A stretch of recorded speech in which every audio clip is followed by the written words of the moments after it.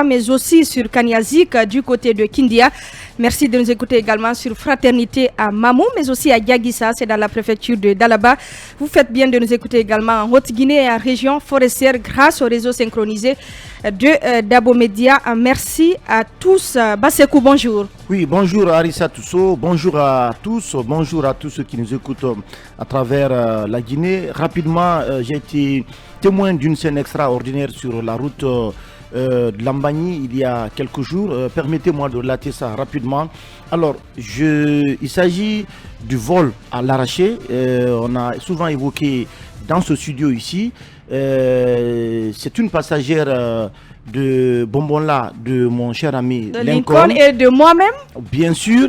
Donc, qui a été victime de ce vol à l'arraché, puisque moi je suivais toute la scène juste derrière. C'était au niveau de Nongo. Alors, il y a deux jeunes qui sont arrivés à moto.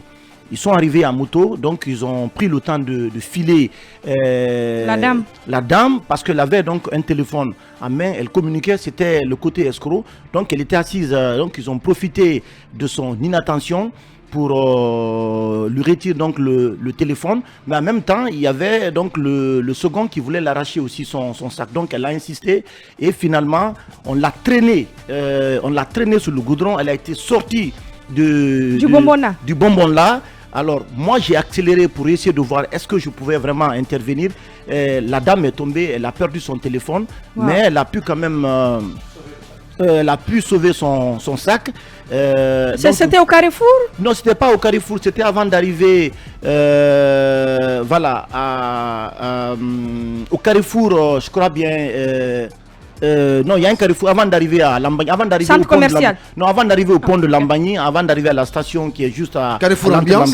Carrefour Ambiance, merci pour la précision. Donc pourtant il y a des agents qui sont régulièrement présents et qui passent la journée à arrêter des véhicules, à retirer de l'argent avec des citoyens. Je ne peux pas comprendre. Mais la femme est tombée, nous sommes arrêtés. Elle avait toute sa partie gauche là qui était complètement gommée, complètement gommée. On a pris des dispositions pour l'envoyer dans un centre pour voir qu'est-ce qui peut être fait. Alors moi je parle de cette situation ce matin parce que c'est devenu un fait récurrent en longueur et à fait toutes les semaines.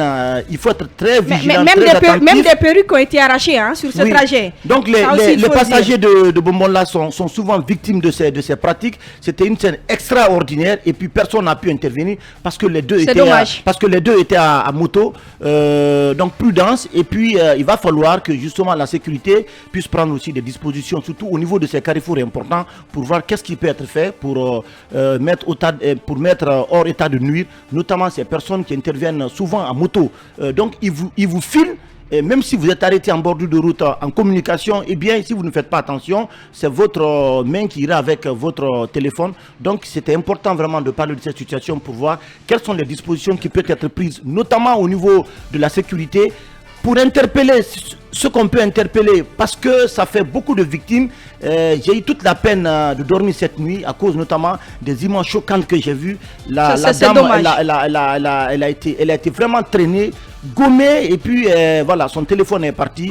Elle n'avait que vraiment ses yeux elle n'avait que ses yeux pour pleurer. Ça m'étonne parce que ce carrefour là, il est tout le temps rempli. Il y a des agents qui viennent là. Tu as l'impression qu'il y a le baptême d'un enfant qui est prévu de ce côté. À la limite, même parfois, ces agents même extorquent les citoyens. Ils te retirent de l'argent. Des fois, quand tu viens, même si tes papiers sont en règle, eh bien, ce sont des agents qui se jettent. Ils ne sont même pas de la routière. La dernière fois même, Lincoln, je me rappelle, dans l'une des émissions de Mirador ici, dénonçait cet état de fait, puisque les agents qui sont de ce côté, ils ne sont pas de la routière. Ils font tout, mais sauf leur travail.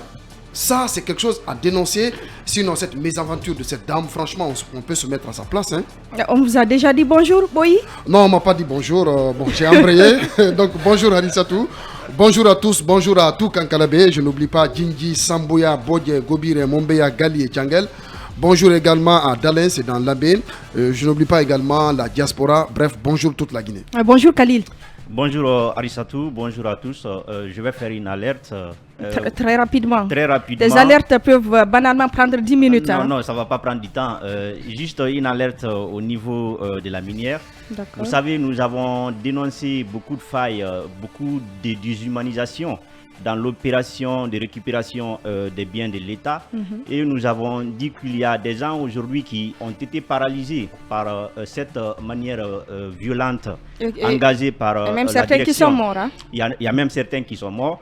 Mais nous avons aussi dit qu'il y a beaucoup de magouilles dedans. Vous savez, dans le supplément, j'avais dit qu'il y a aujourd'hui des gens qui construisent à la minière, qui cherchent donc à récupérer, à s'accaparer des biens de l'État. Alors, des dernières informations nous révèlent que à la minière, il y a aujourd'hui le directeur général du patrimoine bâti, qui est Mohamed Douchou Traoré, qui est en train de construire sur les ruines d'un ancien haut cadre de l'État.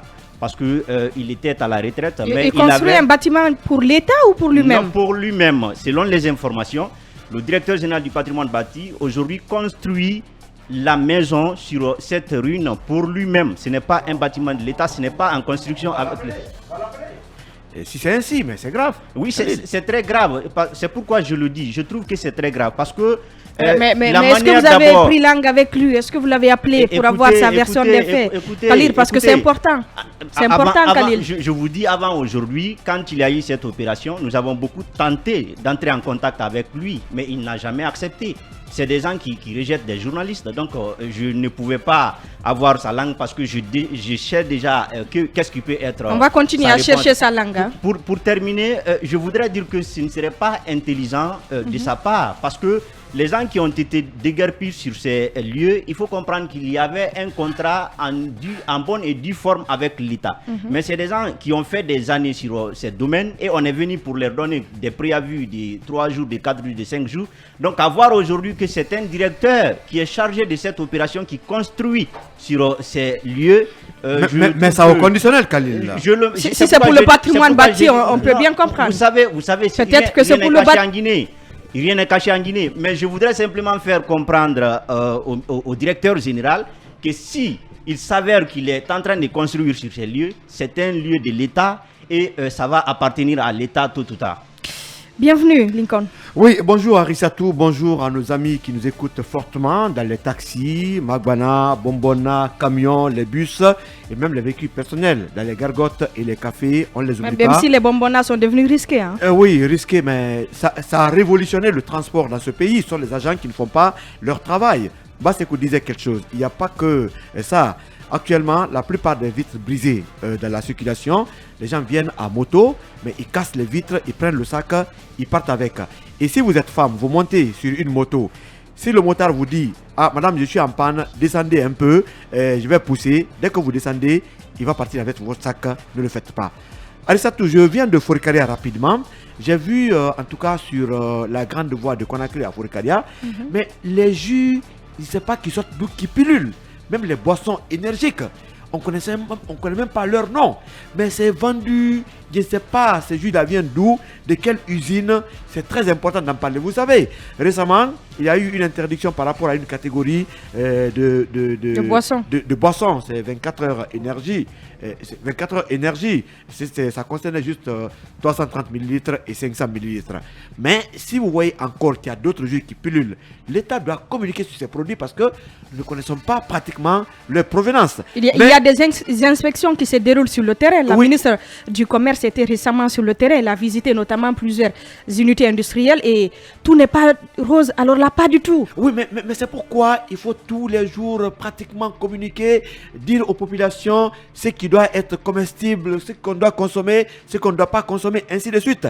Et j'apprends d'ailleurs, c'est une alerte, c'est l'occasion que par rapport à 24 heures énergie, qu'il y a des démarches en cours pour pouvoir fermer complètement l'usine pour 1 mois, 6 mois ou bien 1 an. C'est juste une alerte.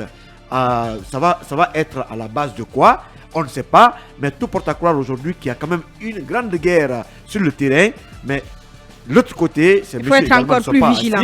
Oui, très vigilant et surtout faire de sorte de ne pas faire tort aux gens et veiller sur la consommation quand même des Guinéens.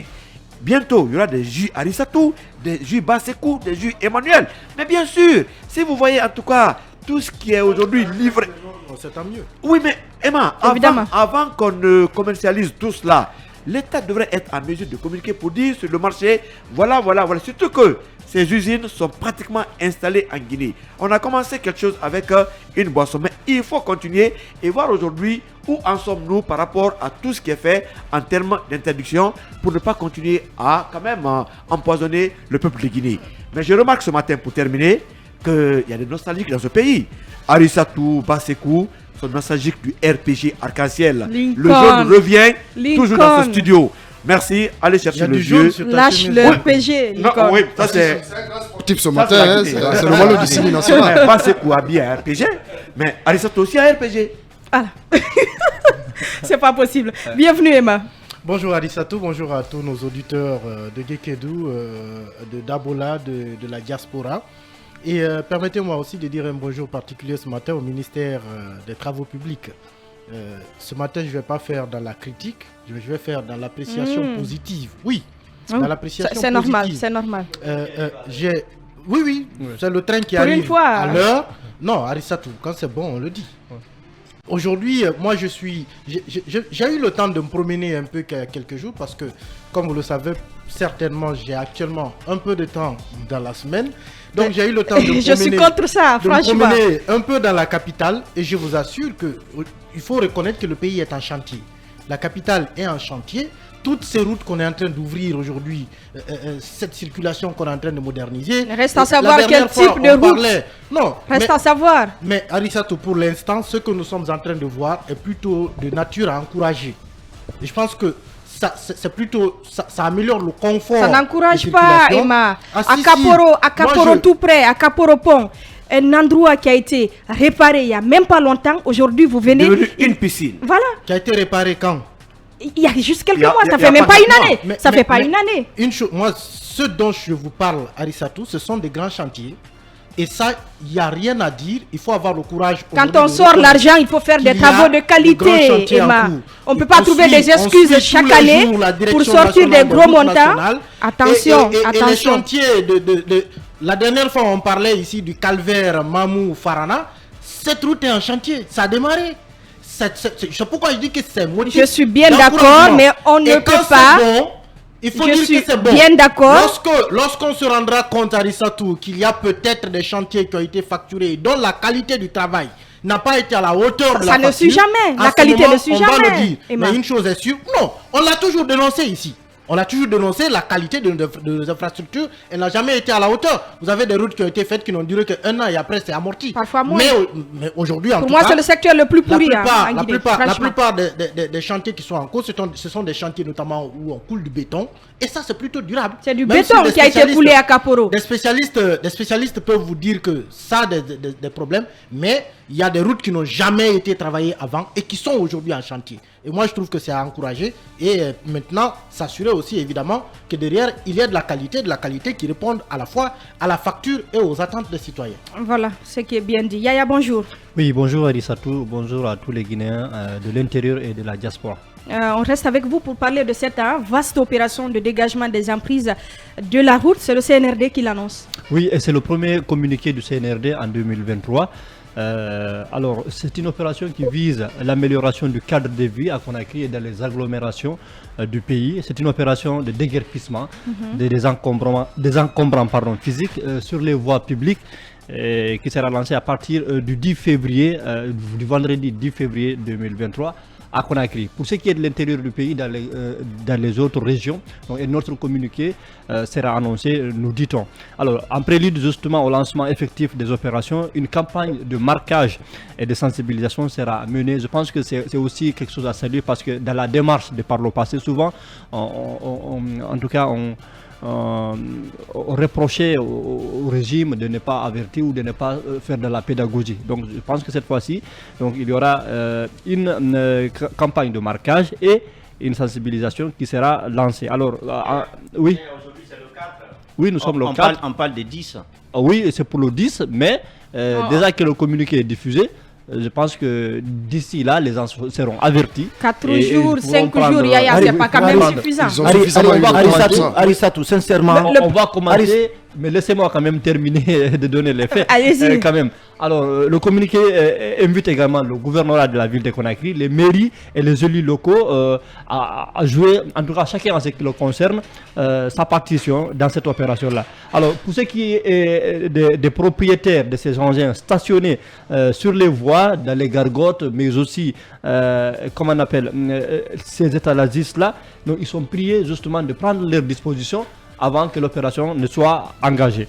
En tout cas, des moyens ou bien les engins qui seront saisis seront envoyés à Kouria, et là-bas, pour leur récupération, il faudra payer une forte amende. Dit-on une amende conséquente dans le délai imparti. Passé ce délai-là, justement, tous les engins qui seront là-bas seront incinérés tout simplement. Et le communiqué termine en disant qu'il invite en tout cas le peuple de Guinée à adhérer à cette campagne qui sera lancée. Il compte sur l'accompagnement et le soutien du peuple de Guinée pour la réussite de cette opération. Bassekou, Yaya peut bien applaudir cette mesure. Il n'était pas en Guinée, c'est pas nouveau. On a déjà entendu ça, on a déjà vu des opérations de ce genre. On a déjà vu ça, c'est pas nouveau, Bassekou. C'est pas nouveau. La transversale qui paie, c'est pas nouveau. C'est pas nouveau. C'est pas nouveau, Bassekou. Vous n'allez pas m'embarquer dans votre... C'est pas nouveau, Bassekou. C'est votre avis. Soyez d'accord que c'est pas nouveau. Je ne serai pas d'accord avec vous. Ça a déjà été fait dans ce pays. Je ne peux pas être d'accord avec vous. Ça a déjà été fait, c'est un fait. Non, je ne peux pas être d'accord avec vous parce que... pas être d'accord, mais ça a déjà été fait. Je ne serai pas d'accord avec vous, Arissatou, parce que, sincèrement, c'est une initiative qui... Pas par le CNRD, mais ça a déjà été fait. Reconnaissez que ça a déjà été fait. Alpha, le régime Alpha l'a fait. Attendez. Et ils sont revenus. Oui, ils sont revenus. Attendez, Arissatou, sincèrement, moi j'adhère à cette initiative. Vous savez très bien que les routes de Conakry ne respirent pas. Les encombrants physiques sont un peu partout. On est d'accord sur ce point. Quand vous partez, non, attendez s'il vous plaît, laissez-moi vous relater les faits. Les différents marchés qui se trouvent dans la commune de Ratoma, si vous prenez le marché de Onko 5, le marché de Sonfonia, ou encore quel marché, mais vous avez l'impression, mais les femmes sont venues s'installer devant les enclos, les murets qui ont été installés. Avec tous les risques. Je vous assure qu'elles occupent presque la moitié de la route et vous ne pouvez même pas circuler. C'est un sérieux problème. À Anta marché, il y a un drame en téléchargement. Mais absolument. Mais comme toujours, il y a déjà eu d'autres drames à Anta. Mais je pense, et vous avez des gargotes, des ateliers de soudure, de coiffure. Vous avez des garages mais qui sont pratiquement installés sous la voie, mais dans certains quartiers de Conakry. Vous ne pouvez même pas circuler. Je pense que vraiment les gens sont en train d'abuser et les municipalités ont laissé vraiment tout faire parce qu'il est la responsabilité, notamment de nos municipalités, d'agir avant que le CNRD ne prenne une décision. Mais le plus souvent, ce qui se passe, c'est que les gens viennent s'installer en complicité, notamment avec nos élus locaux.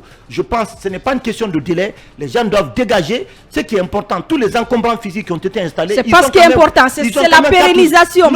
Oui, on va chercher la pérennisation, on a déjà fait ça. On va chercher ça ne marche pas. Ça ne marche pas. On va chercher à les viabiliser parce qu'au niveau des carrefours, vous avez vu aujourd'hui qu'on est en train quand même d'aménager les carrefours, même si vous avez certains chauffeurs indélicats qui viennent quand même aujourd'hui endommager tout le travail qui est fait, mais je pense que les citoyens doivent encourager, parce que ça réduit aussi les risques d'accidents dans la circulation routière, c'est ce qui est important, il faut le dire, parce que regardez, il y a des accidents aujourd'hui qui se passent du côté de Kaporo, et en fait ça prend l'ampleur parce que les gens sont venus s'installer en cas de dérapage des engins, et bien ça fait beaucoup de dégâts assez importants. Donc je pense que les 6 jours francs ne sont pas petits, les gens n'ont qu'à prendre des dispositions pour rapidement dégager la voie et permettre à ce que l'opération puisse... Maintenant, ceux qui vont s'entêter, parce qu'il y a toujours des citoyens délicats, et bien que la loi soit appliquée. Ce qui me dérange, c'est le fait qu'on soit là toujours à faire la même chose. Oui. C'est pas nouveau, c'est transversal. Aéroport Kipé, elle a déjà été dégagée. Sekou n'a pas un peu suivi votre idée, mais je la trouve quand même très bien placée. Pourquoi? Parce que de telles opérations ont été en tout cas déroulées, effectuées dans le passé. C'est comme si on fait exprès de sortir de l'argent pour mener des opérations qui ne servent à rien. Donc je pense que l'idéal aujourd'hui c'est de pérenniser l'action sur le terrain, puisque dans le passé ça sera différent. Voilà, en tout cas on ne souhaite que la différence. Non, Arissatou, c'est que Bassekou dit est important. Peut-être que cette fois-ci il y aura une différence. Mais moi j'applaudis des deux mains cette initiative des autorités de la place. Vous savez, dans Supplément la dernière fois on en parlait ici. Conakry, on ne respire pas. Quand vous sortez sur la route, vous avez l'impression que vous ne pouvez même pas... Le mot que j'avais en tout cas lâché ici, je dis, on ne peut même pas cracher. C'est le mot là que j'avais lâché ici dans la débat. Parce que tout le monde a envahi la route. Vous qui avez un engin roulant, vous ne pouvez pas circuler au risque, en tout cas, de ne pas toucher une personne, un piéton, et de vous créer des problèmes dans la circulation. Et on va vous insulter proprement. Évidemment. À la limite, vous lynchez. Je m'excuse du mot. Donc aujourd'hui, cette initiative des autorités de la place, je pense qu'il faut aller vers sa pérennisation. Les gens doivent comprendre que la chaussée, c'est pour les engins roulants. On doit libérer ces routes. Les encombrants physiques, partout où vous partez, c'est des camions, c'est des citernes, c'est des véhicules qui sont abandonnés, stationnés, qui sont là depuis des années, pour certains depuis des mois. Mais on ne peut pas comprendre que notre capitale continue de présenter un tel visage, alors que des mesures peuvent être prises en amont pour, n'est-ce pas, débarrasser ces routes de ces encombrants physiques. Madame la gouverneure de la ville de Conakry fait quand même des efforts dans ce sens, mais je pense que cette fois-ci, quel effort, Boyi. Quel effort. L'embellissement de nos carrefours. Arrêtez. Il ne faut pas négliger. Arrêtez, Boyi. C'est pas quand même un acquis. Personne ne Arrêtez.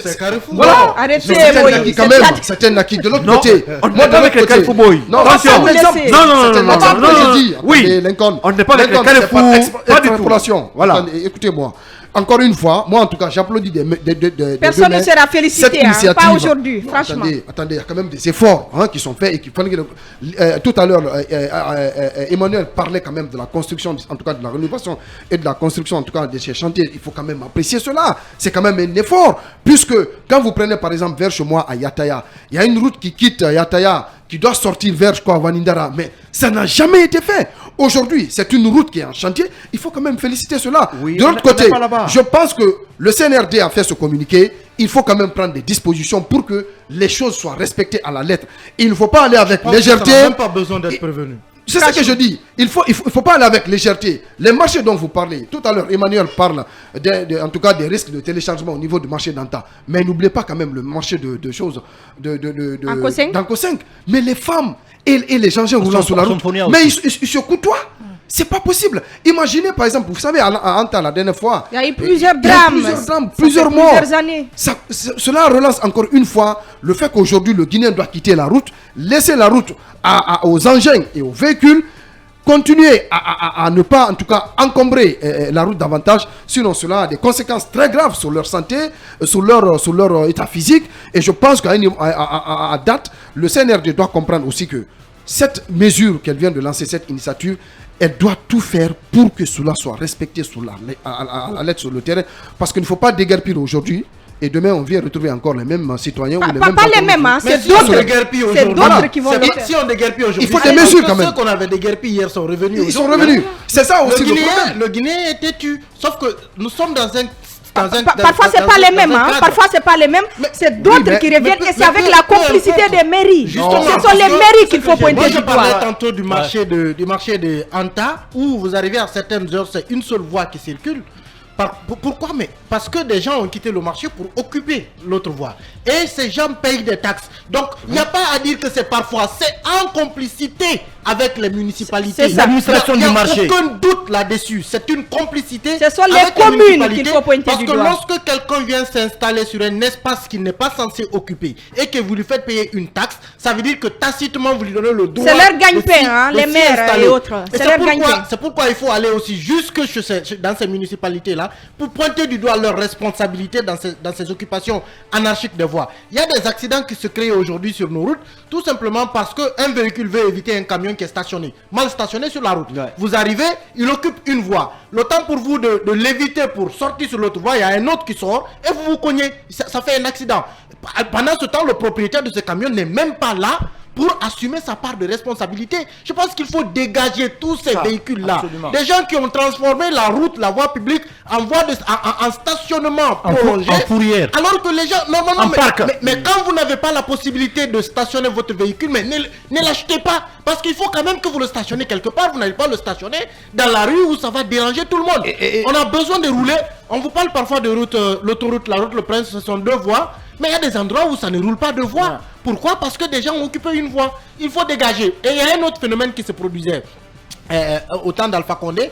Quand on dégageait les gens sur l'autoroute, ils prenaient les mêmes vieux véhicules, ils partent les garer sur les corniches. Donc finalement, on déplace le problème, on l'envoie sur la corniche. À un moment, la corniche Sangoya était tellement occupée que quand un véhicule, 2 véhicules viennent dans le sens inverse, vous ne pouvez pas passer en même temps. Il faut que l'un s'arrête pour que l'autre parte. Donc il faut s'assurer que les véhicules qui vont être dégagés de l'autoroute ne vont pas rejoindre les corniches. tout prendre, envoyer ça vers la fourrière de courrier, comme ça a été dit. Et celui qui ne vient pas chercher son véhicule, c'est qu'il n'en veut plus. Mais il faut que les gens libèrent la voie publique complètement, parce que il y a ces risques d'accident aujourd'hui. Il y a les embouteillages. Les gens doivent aller travailler. L'économie, c'est quand les êtres humains, les biens et les services sont capables de se déplacer d'un point à un autre. C'est cela qui fait vivre l'économie. Le dernier point que j'ai envie de dire rapidement, ce sont ces gens aussi qui sont en train de transformer les routes en marché. Mais Harissa tous, le phénomène est extraordinaire. Vous arrivez aujourd'hui à certains carrefours, c'est vous qui devez éviter les vendeurs ambulants qui sont sur la route. Mais ils sont sur la route, ils ne bougent pas. C'est à vous de dévier. Pendant ce temps, ils oublient qu'à votre gauche, à votre droite, il y a un véhicule. Le moindre coup de volant peut cogner quelqu'un à gauche ou à droite. Mais c'est comme si les gens ont finalement estimé que c'est leur droit d'être là où ils sont. Emma, je ne sais pas si vous permettez, si vous avez pratiqué cette route qui relie la transversale de Sangoya à celle de la T5. Mais vous voyez des véhicules qui occupent toute la route. Des garages, c'est incroyable. C'est à peine si vous pouvez passer. Il faut tout dégager. Surtout sur les transversales. Parce que des vies sont en danger. Les gens ne peuvent pas circuler correctement. Et quand on ne circule pas correctement, c'est des risques d'accident. Dégager mais pérenniser. Tout comme la nature n'aime pas le vide, le Guinéen n'aime pas le vide. Mais ce qui arrive, c'est la faute au gouvernorat et les municipalités. C'est ça. Et rappelez-vous qu'avant le coup d'État, il y a eu une vaste opération de déguerpissement. Les emprises ont été complètement libérées. Mais ceux-là qui viennent s'installer, que ce soit les vendeuses de cacahuètes, que ce soit peut-être ces télécentres ou ces kiosques de loterie, que ce soit des étalagistes ou encore des camions, mais les gens payent de taxes à l'État. Parce que les gens viennent prendre de l'argent. Vous voyez, parfois on vient mettre des croix sur des kiosques. Mais d'ici demain, un arrangement intervient. Et puis le monsieur, on le laisse faire. Il achète la peinture et puis... Allez au niveau du collège Ratoma, la cour du collège Ratoma. Allez voir d'autres endroits. Prenez ici notre route, même à côté du commissariat, pour aller au Carrefour Koza. Mais les gens sont revenus de plus belle. Ça, vous savez très bien. Mais ils sont en complicité avec les agents des municipalités, même le gouvernorat. Le problème, si vous dégagez pour ne rien mettre, les gens vont revenir. On a eu à dépenser combien de milliards dans ces opérations sans résultat. Tous les jours, c'est pareil. Il faut arrêter. Et ces vieilles qui viennent de l'Occident, on vient juste les mettre là. Et m'a dit, il y a eu combien d'accidents de la circulation à cause de ces camions qui viennent stationner. Mais ce qui fait mal, la Guinée est le seul pays où il n'y a pas de grue mobile pour les gros porteurs. Quand vous laissez votre camion ici aujourd'hui, mais l'État est fort, mais personne ne peut venir tirer ce camion. Sauf... en cas d'accident mortel, on viendra prendre des précautions. Il y a eu tellement de morts autour de cela. Je me demande parfois pourquoi l'arnaque qu'on fait aujourd'hui avec les petits véhicules, les grues viennent les chercher. L'argent là-bas où? Est-ce que la Guinée est incapable d'acheter des grues mobiles pour les gros porteurs?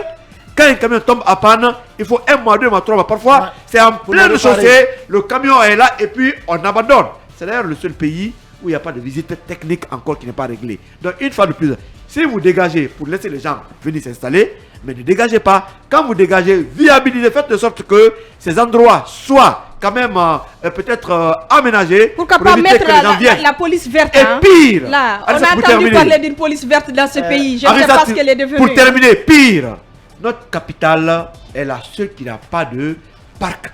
Vous voulez que les gens garent bien, mais eux vont garer. C'est comme si on interdit aux citoyens de ne pas peut-être se mettre à l'aise. Mais il n'y a pas de toilette publique. Quand vous avez besoin, il faut aller chez les autres. Mais il n'y a pas où stationner. Et après, ces mêmes agents, les véhicules qui remorquent là, viennent prendre vos voitures pour dire où tu as mal garé. Mais s'il n'y a pas où garer, où est-ce qu'on va garer? Aujourd'hui, même les piétons n'ont pas où aller pratiquement parce que tout est pratiquement occupé. Si on dégage toutes les personnes qui occupent le long des routes, notamment l'autoroute ou le Prince, si on dégage tous ces encombrants physiques, la voie de stationnement va se présenter. Pourquoi on est obligé de garer sur la route? C'est parce que la voie de stationnement est occupée. Ouais. Lorsque ce sera fluide, vous verrez qu'il y a des voies de stationnement. C'est ce que je suis en train de dire. Aujourd'hui, quand on dégage, au lieu de laisser comme ça le vide, il faut quand même aménager pour que ça soit des parkings. Mais une question de responsabilité citoyenne. C'est une question de responsabilité citoyenne. Oui, mais il faut mettre les gens. Il y a la responsabilité citoyenne. Ce n'est pas parce que l'État n'a pas viabilisé. Attends, s'il te plaît, c'est pas parce que l'État n'a pas viabilisé que les citoyens vont se permettre de venir occuper la chaussée. La nature n'aime pas le vide. Quand vous nettoyez pour ne rien faire, les gens viennent se dire c'est pas normal.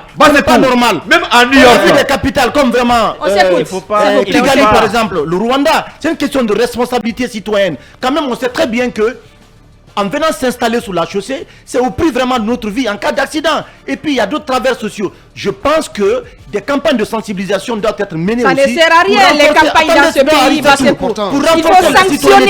Il faut sanctionner. Les Guinéens n'aiment pas les sanctions. Il faut sanctionner. Tous les deux doivent aller de pair. Je pense que les autorités doivent travailler avec le bâton et la carotte. Est-ce que tu vois, pour les indélicats, mais des campagnes de sensibilisation doivent être menées, notamment par les municipalités, mais les acteurs de la société civile, à développer l'esprit de citoyenneté pour que les citoyens ne viennent pas occuper la chaussée.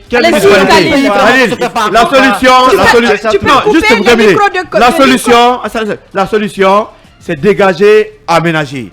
Quand vous ne le faites pas, mais c'est pas bien. Il y a eu combien d'opérations de ce genre? On a beaucoup d'argent. Mettez les agents sur le terrain. Dégager et aménager. Comme ça, les gens ne viennent pas. Ceux qui doivent contrôler sont ceux-là qui prennent 100 francs, 500 000 francs, 10 000 avec les gens. Allez-y, Khalil, pour terminer sur le sujet. J'espère que vous serez bref. Oui, je serai bref. Je pense qu'il faut chaque fois applaudir quand il y a des opérations qui concernent à rendre la circulation fluide. Mais je pense qu'il faut aussi faire attention pour ne pas encourager la violence d'État. Chaque fois que moi je vois le CNRD, je sais qu'il n'y a pas de forme dans ce qui va être fait. Chaque fois que j'entends le communiqué du CNRD... Vous n'avez jamais senti le CNRD, Khalil? Non, c'est ce qu'on dit. On parle du CNRD là. Ce que je veux vous dire, quand vous voyez il y a eu beaucoup de violence, beaucoup de brutalité dans l'opération de récupération des biens de l'État, c'est parce que c'était sous la main du CNRD. Je pense qu'il y a des autorités qui ne sont pas forcément le CNRD qui doivent faire le travail. D'abord, c'est qui le CNRD? Moi, je me pose la question. Non, attends, la forme d'abord me pose problème. Boy, attendez. Vous allez laisser Khalil. Laissez Khalil parler. Le CNRD, ce n'est rien. Il faut comprendre d'abord cela. Nous avons des autorités. Quand vous parlez de gouvernement, je peux comprendre. Mais quand vous dites CNRD, il n'y a aucune forme dedans. Il n'y a pas de formalité. On va vers la violence. C'est pourquoi je dis le CNRD, ce n'est pas son travail. Donc, si on voudrait faire cette opération, je pense que l'opération devrait être sous la responsabilité des gouvernements. Ce n'est pas au CNRD d'annoncer des communiqués pour la brutalité. Parce que ce qu'il faut comprendre, lorsqu'on dit CNRD, il y a l'intimidation dedans. Lorsqu'on dit CNRD, il y a la violence dedans. Lorsqu'on dit CNRD, cela veut dire qu'il n'y a aucune règle en la matière. C'est pourquoi on parle de CNRD. Non, Khalil, vous allez loin là. Oui, je ne vais pas loin. Je vais vous dire pourquoi. Parce que les communes ont échoué, Khalil. On ne peut pas leur confier cette mission. Les communes ont échoué. Il faut le reconnaître, Khalil. Ce qu'on parle là, je vous dis que c'est déjà réglementé par la loi. C'est déjà réglementé par le code de la route. Quand vous prenez le code de la route, ceux qui garent en bordure de la route, la loi prévoit quelle est l'amende qui peut être fixée. Maintenant, quand le CNRD prend un communiqué pour annoncer celui qui va garer son véhicule, le véhicule qui va être retrouvé, va être amené dans un camp ou va être amené ou je ne sais pas quoi. Mais pourquoi cela? C'est pour violer la loi. Parce que déjà, il y a une loi. Et la loi dit quand vous garez la voiture, les gens comprennent. Tout est prévu, je vous le dis. Si on veut mener une opération, il faut se référer à la loi. Qu'est-ce que la loi dit en la matière? Mais ce n'est pas au CNRD de venir menacer, de venir intimider. De créer une nouvelle loi. De créer une nouvelle loi. Et puis l'amende. Non, attendez, Emmanuel. Et puis l'amende dont il est question, l'amende est déjà prévue par la loi. Le CNRD ne crée pas l'amende. L'amende, c'est la loi qui crée. Ce n'est pas le CNRD de créer une amende. Et puis, pour terminer sur le délai qui est donné, 10 jours. Mais c'est que vous oubliez. Il n'y a pas que ces véhicules. Il faut penser à ces pneumatiques.